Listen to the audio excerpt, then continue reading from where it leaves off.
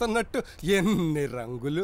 సూర్యుడు కమ్మరి కొలివిలోంచి కాలొచ్చిన ఎనపొండలాగా ఎంత ఎర్రగా సలసల్లాడిపోతున్నాడు. నిన్న ఎత్తడి కొట్టు సత్తయ్య గాని మర్డర్ చేశాం కదా, ఆడి రక్తం వెళ్ళి అంటుకున్నట్టుంది. ఆకాశానికి ఎత్తడి రంగు వచ్చేసింది. శబాస్.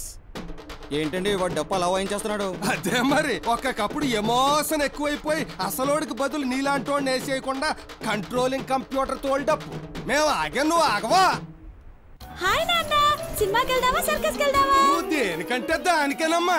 భూమి మీద సుడిగాళ్ళు తిరుగుతున్నాయంటే దీనివల్ల. సార్ మీ అమ్మాయి పెద్ద తిరుగుబోతండి.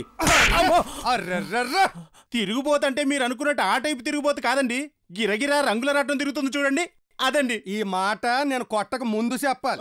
ఇది కడుపులో ఉన్నప్పుడు దీని అమ్మ ఫ్లయింగ్ సాసర్ చూసింది, అందుకే ఇది ఎలా తిరిగేది అయింది. నీ భాషలో తిరుగుబోతాయి.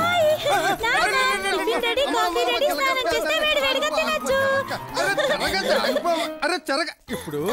అరే కదల, నీ చుట్టూ నువ్వు ఎప్పుడన్నా తిరగచ్చమ్మా. రేపు నీ బావ వస్తున్నాడు, ముందు నీ చుట్టూ తిప్పుకో. సార్ నేను ఒక మాట్లాడుతాను, మళ్ళీ కొట్టరు కదా. అది నువ్వు పేలే పేలాపన మీద ఆధారపడి ఉంటది. మీది మర్డర్లు చేసే ఫ్యామిలీ కదా, మీ అమ్మాయికి మంచి మర్డర్లు చేసేవాడి నుంచి పెళ్లి చేయొచ్చు కదా, ఉద్యోగం చేసే బావ నుంచి పెళ్లి చేస్తానంటారేంటండి? నువ్వు ఎదవలా ఆలోచించావు, నేను ఎలంలా ఆలోచించాను. మా ఇవేక్ మొత్తాత పెత్తపరికల సుబ్బయ్య తీసుకోమ్మ, తన బీర్ ఫ్యాక్టరీ, ఊలు ఫ్యాక్టరీ, ఊళ్ళో సగం పొలం, తన మునిమనవాడిని కట్టుకోబోయే అమ్మాయికి చెందాలని ఓ గురువింద గింజలు ఇంకెట్టీలనామా రాసి వచ్చాడు. ఇప్పుడు దాన్ని కట్టుకుంది అనుకో, ఆస్తి మొత్తం దేనిదైపోద్ది. మన మద్రల సెంటర్ ఏకంగా బీర్లు ఫ్యాక్టరీలు పెట్టేసుకోవచ్చు. శబాస్. అమ్మ గలగచ్చుకెళ్తే బాగా వచ్చేస్తున్నాడు, నువ్వు నిశ్చితార్థానికి రెడీ అయిపో.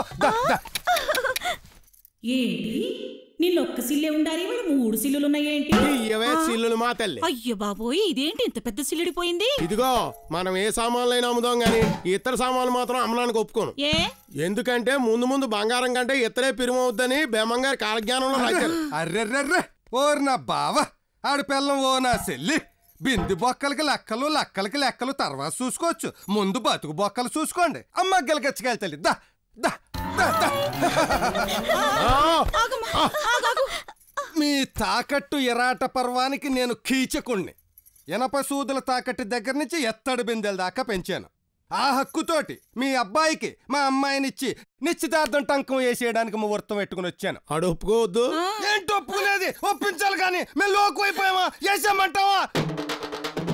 ఆగాం, నువ్వు ఆగిపో. నాకు మోసం వస్తే మోసం వచ్చేద్దని తెలుసు కదా నీకు.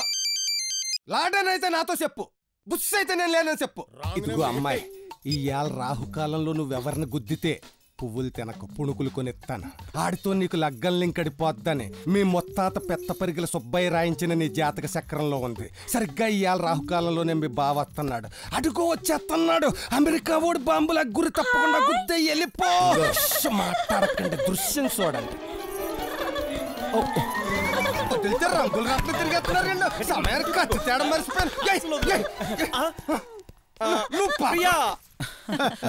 రేపు మనం హైగ్రీపురం వెళ్ళాలి. అక్కడ నుంచే కదరా వచ్చావు. అల్లుడు, నిశ్చితార్థం పల్లి పట్టుకొచ్చేసాను. అదేంటి నా మనసు నీకెలా తెలుసు మావయ్య? ఈ దిశ వారు నిలబడి ఇంట్లో పొయ్యి మీద కూర ఉడికిందో లేదో చెప్పగలను, ఆ మాత్రం కనిపెట్టలేనా? నాన్న, హైగ్రీపురంలో నేను ఒక అమ్మాయిని చూశాను, నాకు బాగా నచ్చింది, పెళ్లి చేసుకోవాలనుకుంటున్నాను. మిమ్మల్ని నిశ్చితార్థానికి తీసుకెళ్ళడానికి వచ్చాను. కట్నం ఏమాత్రం ఇస్తారో? పెళ్లి ఖర్చులు కూడా మనమే పెట్టాలి. అలాంటి దిక్కుమాల సంబంధానికి నేను ఒప్పుకోను. ఒప్పుకుంటే నా పెళ్లికి మీరే పెద్దలు, లేదంటే నా పెళ్లికి నేనే పెద్దని. చూసావా లవ్ సినిమాలు చూసి ఎలా సరిపోయాడో? తల్లి తండ్రిని సమర్థించే సినిమాలు ఒక్కడు తీయడం లేదు. అలా తీస్తే ఆ సినిమాలు ఆడవు, ఆఖరికి వాళ్ళ అమ్మా బాబులే చూడరు. చూసావన్నయ్య ఇలా చేయి దాటిపోయాడు. లవ్ స్టోరీ క్లైమాక్స్ ఎవడి చెయ్యి దాటినా ఎలని చెయ్యి దాటదు. ఏం చెయ్యాలో ఆడే చూసుకుంటాడు. ఇంతకీ మీరెందుకు నవ్వినట్టు? ఇలా నవ్వాలి కాబట్టి నవ్వాను.